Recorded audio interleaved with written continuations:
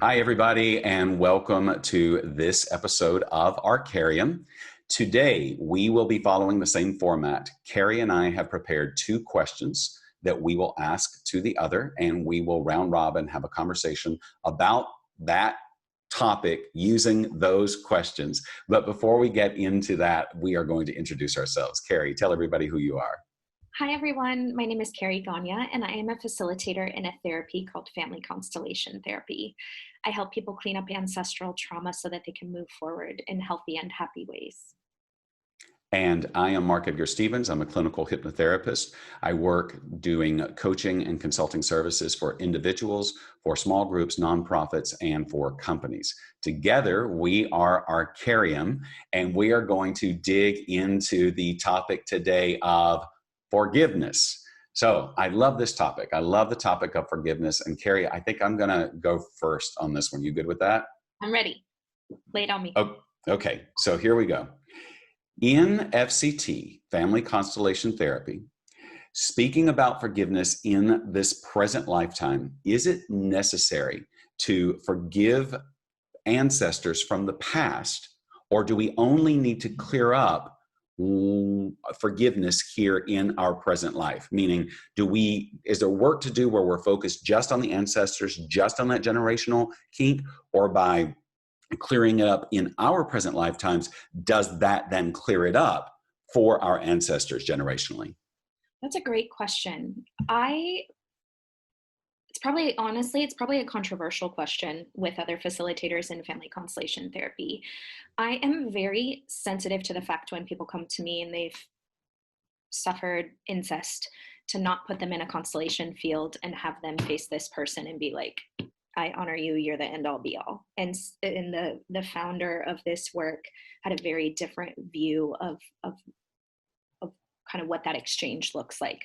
So I always try and help the person clear up their trauma and their forgiveness, which then obviously just ricochets backwards and stops that trauma from going forward. I actually attract a lot of people where the trauma is so deep, forgiving themselves is the first step. And then I feel like it's easier to then turn around and face, the person, place, thing that harmed them. So that's a great question, Mark. I like to work with the person to help them forgive themselves and then to give them the courage and the strength to face whatever harmed them. And kind of a two-parter, to own their piece, but to give back the rest. Because I think so many of us generationally, unconsciously have come in carrying a lot of trauma and baggage that just doesn't belong to us. And so I always really work with people to own your little piece, but to really give back dad, mom, grandma, grandpa, further back their piece so that they can own it. Because I feel like that unkinks the hose, and then everyone is free to forgive themselves and then to forgive whoever they need to forgive behind them. Perfect. Okay, great. Good. It's one of those things I always, I think about because you and I have talked about patterns, conditions, learning that gets passed down. I learned from my parents, and my parents learned from their parents, and their parents learned from their parents. And as that gets passed down, I always wonder, if I clear it up, then do I clear it up for all of them? Or do I sometimes need to, if I know about a certain thing that happened to a grandparent or a great grandparent or several generations back, do I need to then, do something with that? And, I'm hearing it could be both, or am I incorrect on that? It could be both. And I think witnessing and honoring whatever they went through, witnessing and honoring that they have permission to forgive themselves and to let go. Because I feel like that hose is kinked on both sides. So when you're forgiving yourself, it starts to soften and unkink that hose, so then they can show up and forgive themselves. And then again, turn around and face whoever they need to face to forgive. So it's a deep process. Perfect. You described that so beautifully. It's great. I like the idea that when I clear up my stuff, I help clear up things for those who've come before me, and knowing certain things about, generationally in the family or in the past, being able to forgive them now for things that I think, oh, if they hadn't done this, it wouldn't have affected us this way. If they hadn't made that decision, it wouldn't have affected my my mother or my father, or, or whatever it may have been. So with that, fire away. You have a question for me about I forgiveness. do have a question for you. I'm curious what you have found to be the best way or the best tool to forgive yourself or others. Great question, and it gives me a chance to share a tool, which I know you love so much. So there's a Hawaiian healing technique called Ho'oponopono. Ho'oponopono. So in Ho'oponopono, I think it's Ho'oponopono. And if you Google this, you can find Ho'oponopono. And this concept was introduced to me about 20 years ago, and I have found it to be incredibly helpful, an incredible tool. And what happens is, as soon as I have a reaction to someone else, as soon as I judge them, I make them wrong, I get angry at them, I want to get away from them, I don't approve of them, I don't like the way they made me feel, and I put made in quotations, the way they made me feel. One of the things that I do is I say, for this feeling, for this awareness of this feeling, I love you. I love you, meaning I love myself, and I love the person that I'm thinking about, or the person that's triggered this. I love you. Please forgive me. And it's me saying to them silently, please forgive me for holding this against you or making it wrong about you. And please forgive me for any time that I have done the exact same thing, because that's probably why it's being triggered. And I love you. Please forgive me. And thank you. Thank you for this opportunity to clear this up. I love you. Please forgive me. Thank you. Please forgive me. Thank you. I love you. Please forgive me. Thank you. And that's what I'm doing, is I'm forgiving myself for making them wrong, making the situation wrong, making the inciting incident or the emotion wrong, because it's not wrong. It is simply something that has shown up in the moment, giving me the opportunity, thank you, to clear up whatever that thing is. And when we do it, I do it with clients. If a client is going through something, and I see that not necessarily talking it out is what's going to be of help, I will sit there and go, I'm sorry, please forgive me, thank you. And I will do it silently in my head, because I want to keep clearing up what's going on with them by clearing up what's going on with me, because we are all connected, as you know so very, very well. We are all connected. And to think that I am separate from it, or that I'm apart from it, that I'm above it, or that I am the expert that's going to fix it all, I'm part of it. I'm part of it. And that, from that place, which is very powerful, I can do something. If I'm not part of it, then I really am just a silent observer, which is one of the big differences between traditional therapy and someone coming to me for coaching, hypnotherapy, consulting work. I'm going to put myself in it. And I'm going to put myself in it because by putting myself in it, I'm going to clear it up on me as I'm clearing it up on you. And I do believe that that's what the job is. How do we clear it up on as many people as possible as we're clearing it on ourselves? And it's not my job to clear you. It's my job to clear me. But if I'm clear, then the reflection that you see in me is your reflection. And if that reflection is one that is filled with love, gratitude, and forgiveness, then you stand a much greater chance of forgiving yourself, forgiving the person, forgiving whatever the situation is. Because and I'll say this last thing, this is a long answer, but I think you're getting it. It's an important and powerful tool. People will come in and they'll say, she did this, he did this, this is what was done wrong. And if we don't take our part of the responsibility, then it's a one-sided them against me. And them against me is a battle that nobody ever wins. It's just them against me. We get a sense of righteousness, we get a sense of proving our point or whatever it is, but we don't get a sense of satisfaction, a sense of peace, a sense of healing. And so that forgiveness is really, I'm sorry that I've been holding this against you.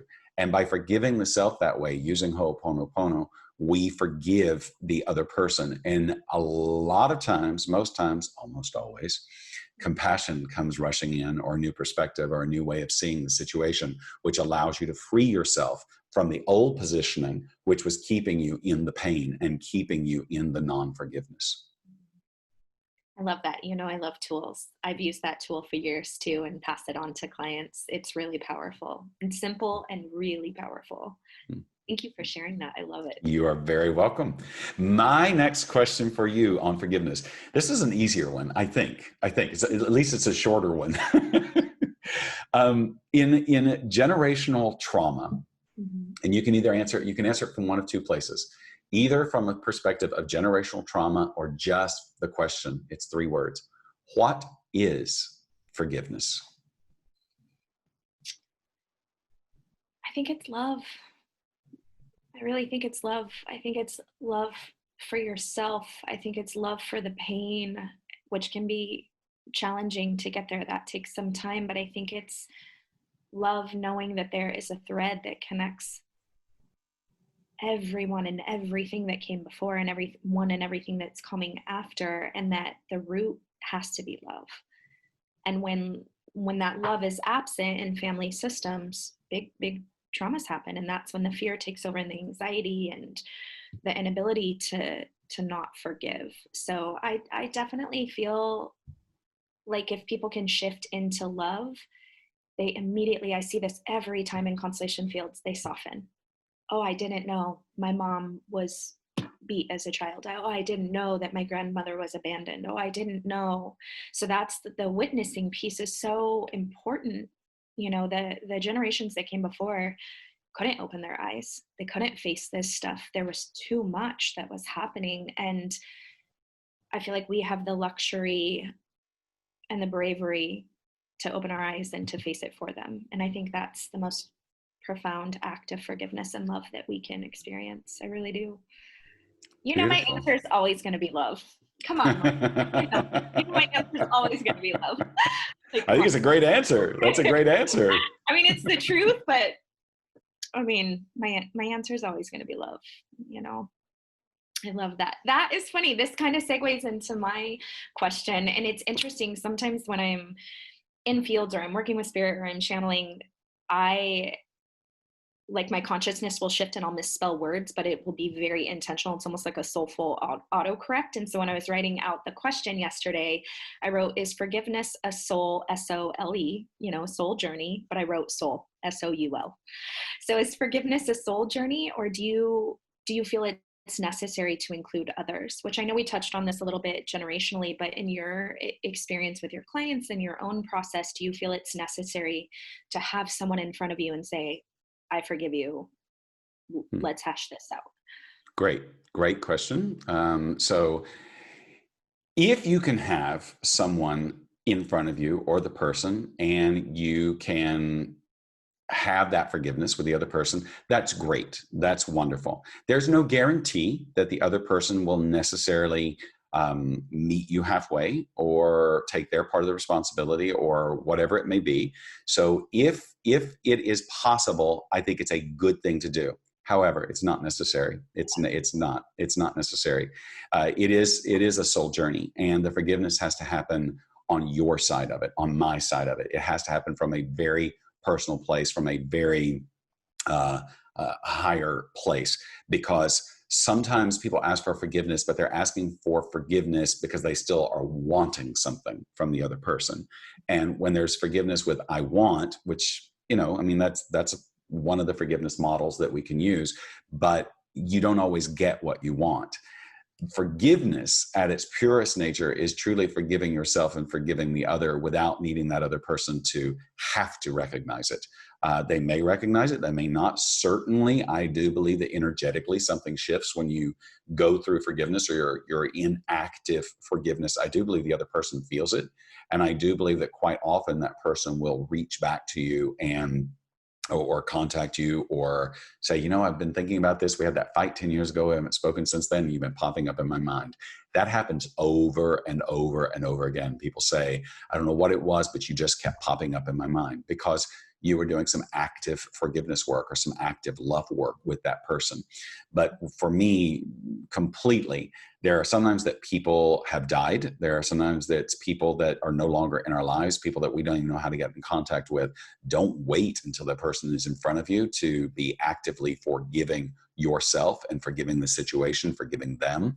And in that forgiveness, that is what shifts it, because ultimately we are all souls, we are all energy, you know, moving through, and these bodies, whether they are present or not, does not dictate whether we can actively love, whether we can actively have gratitude, or whether we can actively forgive. And so when it pops up in my head, when a thought pops up and I'm like, oh, that person, what they did 30 years ago, 20 years ago, 5 years ago, yesterday, whatever it is, I do my best. Again, I'm not always successful. We're not always successful, but the point is to keep practicing, to keep trying, to keep doing the work. And the work is, I forgive myself for holding this against you. I forgive you for anything that I perceived that you did to me. I am grateful for this opportunity to clear this. I am grateful for this opportunity to have a different perspective, a shift in my emotions. And that's where forgiveness is at its most effective, in my very strong opinion. I love that. When I was 23, my teachers started showing up. I was really young and I started working with a really powerful shamanic practitioner. And I remember my first session. I remember what I was wearing. I remember writing in my journal, writing down everything she was telling me. And she was like, we're going to keep this real simple. You're going to have homework.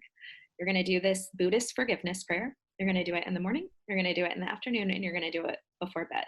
And I remember being 23 and just eye rolling her of like, whatever, like, let's get to the good stuff. And then I had to do it for 30 days. And it's a practice that hasn't left me, because I feel like there's, especially in family systems, there's always something to forgive. There's always that pang of sadness or that weight that we're carrying. And so, yeah, I love your answer. I love your answer. Beautiful. Yeah. Beautiful, beautiful. If folks out there have something else that they would like to ask us, or that a topic they'd like for us to discuss, you can always reach us at our email address, which is talktoarkariem@gmail.com. That's TALK, the number 2, arkariem@gmail.com.